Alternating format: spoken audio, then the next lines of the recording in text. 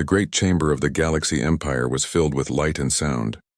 Alien leaders from 100 worlds sat in their high seats, their scaled hands and silver claws tapping against polished stone. A giant screen in the center of the chamber glowed with images of Earth, burned cities, broken ships, and silent ruins. The Empire had made sure that every corner of the galaxy could see the weakness of humanity. The Emperor himself rose, his long shadow stretching across the floor. His voice thundered across the hall. This is what remains of humanity, a race that once dared to reach for the stars, a race that thought they could challenge the Empire. Look at them now, scattered, powerless, crawling in the dirt like insects. The chamber erupted in laughter. Deep roars, sharp hisses, metallic chuckles. The sound of amusement echoed against the golden walls. For them, humanity was no longer a threat. It was a joke. On planets across the galaxy, people watched the broadcast. Soldiers on alien warships laughed as they replayed clips of Earth's last battles. Children in alien schools mocked the way humans screamed when their ships exploded. Traders in markets shared jokes about Earth being nothing more than dust and ruins. The Empire's message was clear. Humanity was finished. But in the ruins of Earth, something strange happened. In an underground shelter, cracked and half-buried under fallen stone, a group of human survivors sat around a dim fire. Their faces were tired, their bodies bruised, but their eyes were alive. The broadcast of the Emperor's speech flickered across a broken screen in the corner. For a moment, silence hung heavy in the air. And then, one man began to laugh. It was not the laugh of fear. It was not the laugh of madness. It was deep, steady, and defiant. Soon, a woman joined him, then a soldier, then a child. One by one, the shelter filled with laughter. It rolled against the walls, shaking the dust from the ceiling. Above ground, other shelters heard it. On different continents, scattered humans began laughing too. Across hidden bunkers, military bases, even broken starships drifting in orbit, the same sound spread. Humanity laughed. The aliens watching did not understand.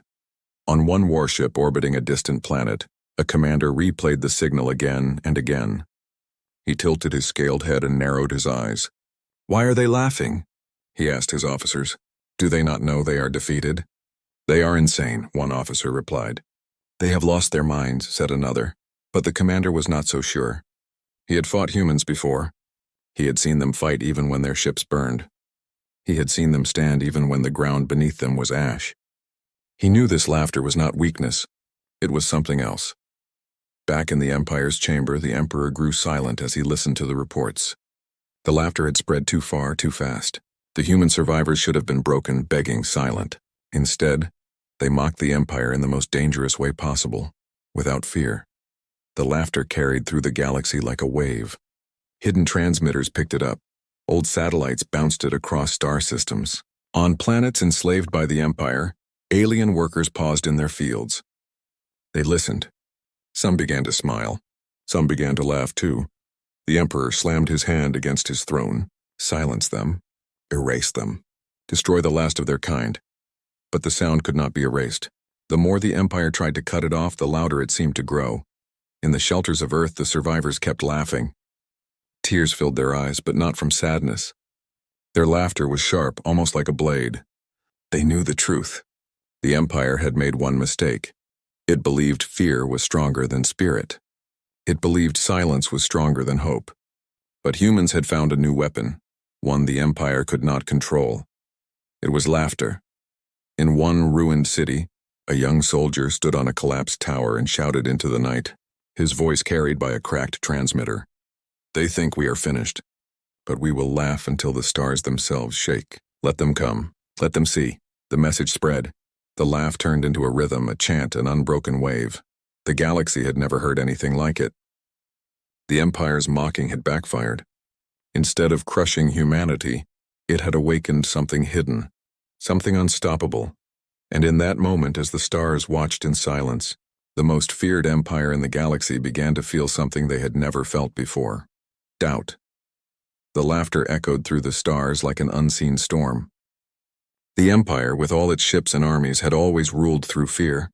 Yet now, in the far corners of the galaxy, alien eyes looked up to the sky not with terror but with curiosity. And still, the humans laughed.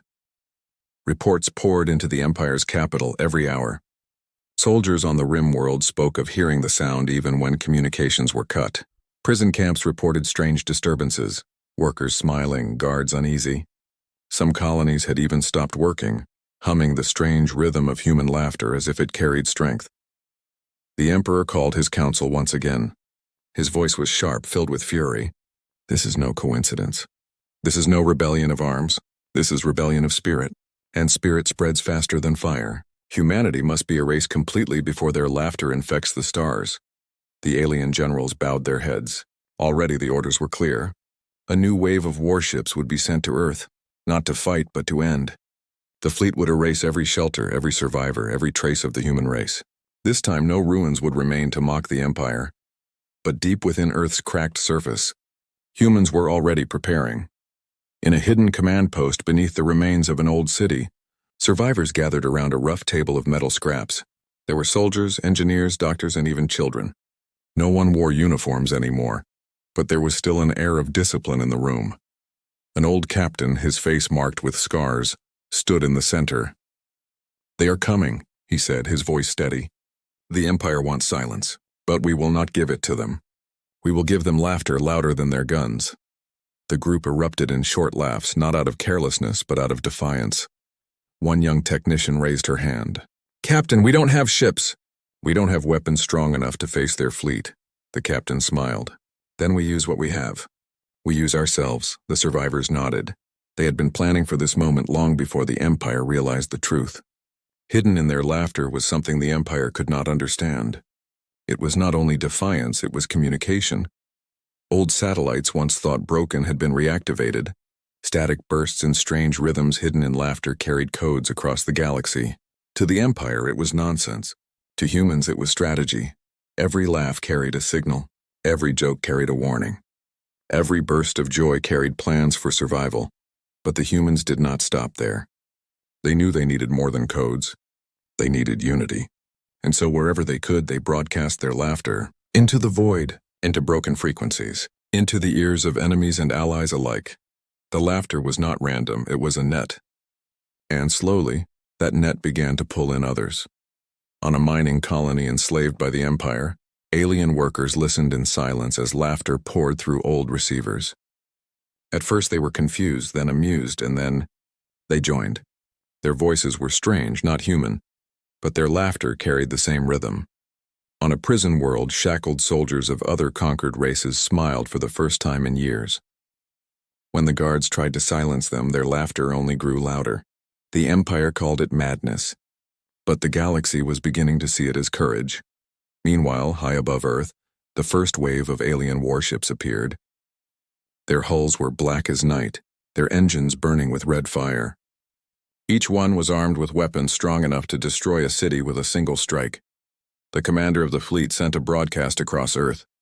His face filled the broken screens of human shelters. "You laugh," he said coldly, "but laughter will not save you. The Empire comes to end your noise. You will be erased. This is your final moment." The broadcast ended. Silence followed. And then from the ruins came the sound. A single laugh at first, then hundreds, then thousands. It carried across every shelter, every bunker, every shattered street. Even the broken satellites caught it and carried it further. The commander frowned. His officers shifted uneasily. "Why do they laugh?" "Do they not fear us?" one asked. "They should fear us," the commander growled. But even as he said it, he felt the truth creeping in. Something in that laughter unsettled him. It was not the sound of a dying race. It was the sound of something waiting, something hidden, something dangerous. On Earth, the captain turned to his people. "They think we are weak," he said. "They think laughter is useless. But let them come. When they hear us laugh, they will not understand. And what you do not understand, you begin to fear." The survivors prepared their old machines, powered their broken transmitters, and waited. Their laughter was not madness. It was a weapon the Empire did not yet realize they had already unleashed. And as the alien fleet moved closer, preparing to burn Earth one final time, the stars themselves seemed to hold their breath. The alien fleet moved like shadows across the stars. Black ships with crimson engines drifted into Earth's orbit, covering the sky in darkness. Their weapons hummed with power, their command systems locked on the ruined cities below. From space, Earth looked broken. its surface scarred with ash and fire, its oceans dim under storm clouds. To the Empire, this was a graveyard, and they had come to bury the last survivors. Inside the lead warship, the alien commander studied his screens. Tiny signals flickered on his radar. Weak transmissions, old satellites, broken towers. Worthless, he thought. The humans had no fleet, no defenses. Yet as he listened, the sound returned. Laughter. It filled the speakers, low at first, then rising. Not words, not cries, only laughter. The commander clenched his jaw. "Amplify it," he ordered. The sound grew louder, echoing through the bridge of the ship. His officers exchanged uneasy glances. The laughter was strange. It carried a rhythm, as if the humans were speaking in a language they could not understand. "Jam the frequency," the commander snapped. "Silence them."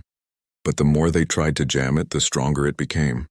The laughter shifted tones, changing into bursts of static and echoes that bounced between their own systems. Suddenly, alarms rang out across the bridge. Systems flickered. Navigation glitched. A targeting screen went black.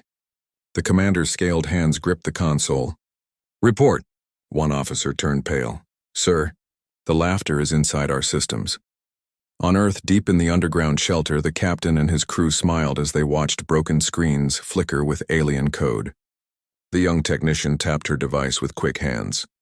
"They don't realize it yet," she said, "but every laugh we send is carrying the signal. It's breaking into their networks. It's turning their own systems against them." The captain nodded. "Keep it steady. Don't let them see the full plan yet. Just enough to make them nervous." Above, the alien warships trembled with confusion. Missiles misfired, cannons locked without reason. Navigation dragged them off course. The commander's voice roared through the ship. "Stabilize. Do not let their tricks disrupt you." But even as he spoke, the sound of laughter grew louder. It was not only human voices anymore.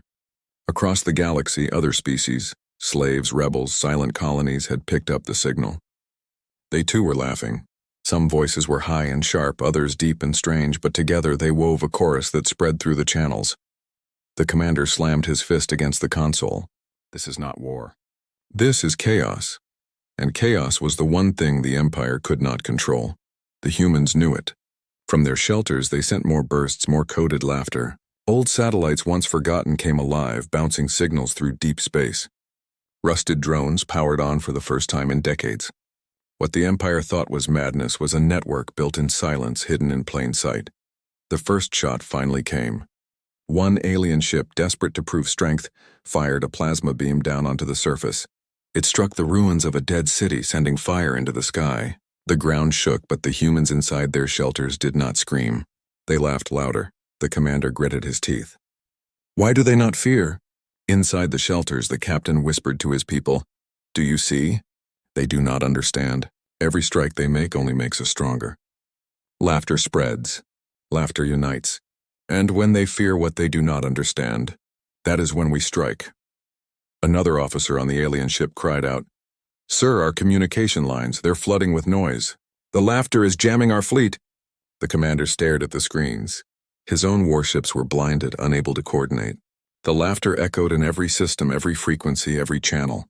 It was no longer just a sound. It was a weapon, and it was working. From far-off colonies, new transmissions joined. Not human this time, but alien slaves long silenced by the Empire. Their laughter mixed with humanity's. It was shaky, uncertain, but it grew stronger. The galaxy itself was beginning to laugh with Earth. The commander knew something dangerous was unfolding. If other species joined humanity, the Empire's grip would weaken. The humans had turned their weakness into fire. He gave the order, his voice sharp and cold. "Burn them. Burn the entire planet. We end this before it spreads." His fleet turned their cannons downward, energy built in their cores glowing red. This was not just war, it was execution. But below, the humans did not hide. They stood at the edges of their shelters, listening to the hum of the cannons above, and still they laughed. Some laughed until tears ran down their faces. Some laughed with broken ribs and bleeding wounds. Yet all of them laughed together. The captain raised his hand toward the cracked ceiling above him. His voice was steady, proud, unshaken. "Let the galaxy hear us. We may fall, but our laughter will not. And laughter spreads faster than fire." The alien fleet charged their weapons. The sky glowed red. The earth trembled. But the humans kept laughing louder and louder, until even the stars seemed to vibrate with their sound. For the first time in centuries, the Empire felt something new, something dangerous. Not defeat, not loss. Fear. And in the silence before the cannons fired, the galaxy itself seemed to lean closer, listening to the weapon no one could see. The unseen weapon was not made of steel or fire, or blood. It was laughter. The red glow of the Empire's cannons lit the skies above Earth. But before the fire could fall, the galaxy shifted. Something had been set loose, something no fleet could contain. The laughter had escaped Earth. It traveled faster than any weapon, leaping from one satellite to another, from old machines buried in ruins to deep space relays that the Empire had long ignored. What began as the voice of a broken people now echoed across star systems. On a distant mining world, enslaved laborers stopped in the middle of their work. Their chains rattled as they looked at one another, confused at first. The sound coming through the camp's broken radios was not music, not words, only laughter. But then one worker, his body covered in scars from years of beatings, let out a small chuckle. Another joined him. Soon the mines rang not with the clang of tools but with voices laughing. Guards shouted and struck them down, but the sound did not stop. The more they were beaten, the louder they laughed. On a frozen prison moon, alien captives sat in dark cells. The Empire had stripped them of everything: family, freedom, even names. For years, no one had spoken above a whisper. But when the sound came through the old speakers in the mess hall, the silence cracked. First one prisoner laughed, his voice raw and broken. Another followed, his laugh echoing against the steel walls. By the end of the night, the entire block was laughing. The guards reported it as a riot, but it was not a riot. It was the beginning of something else. The Empire tried to smother it. Fleets were ordered to jam the signals, to block the strange noise from spreading. But it was too late. The laughter had become a code, a pulse, a rhythm that bent around their blockades. Every attempt to silence it only gave it new paths to escape. The Emperor himself sat in his golden throne, his eyes cold with fury. "This is infection," he hissed. "If it reaches more worlds, we lose control. Destroy Earth, end it at the root." But even as his order left his lips, reports flooded the chamber. Worlds far from Earth, worlds untouched by humans, were already laughing. Colonies of reptilian workers, insectoid tribes, amphibian villagers all laughed. Different sounds, strange voices, but the same rhythm, the same defiance. It was not only humans anymore. It was the galaxy. Back on Earth, in the underground command shelter, the captain received the first reports. The young technician showed him the transmissions on her cracked screen. "Sir, it's spreading. The laughter is everywhere. Mining colonies, prison worlds, even outposts deep in the rim." The captain leaned forward, his eyes heavy but bright. "Do you understand what this means? They thought our laughter was weakness. But it has become the spark. We are not alone anymore." In another shelter, a child tugged at his mother's sleeve and asked, "Why are they laughing too? They are not human." The mother smiled and whispered, "Because they are tired of being afraid. Just like us." High above, the alien commander of the fleet struggled to keep control. His officers shouted, reporting failures in communication. "Our channels are flooded. The noise is everywhere. Even our allies are hesitating." On some ships, alien slaves forced into service began laughing as well. Officers tried to silence them, but hesitation spread like fire in dry grass. Discipline cracked. Some crews refused to fire on Earth. The commander roared, "Traitors! They are infected by human madness. Purge them!" But deep inside, even he felt it. The sound had crept into his chest, an echo he could not erase. He clenched his teeth to stop himself, but for a brief second his lips twitched. He almost laughed. On planets across the Empire, rebellions began to stir. Small at first, workers refusing orders, prisoners shouting laughter at their guards, colonies sending strange signals into space.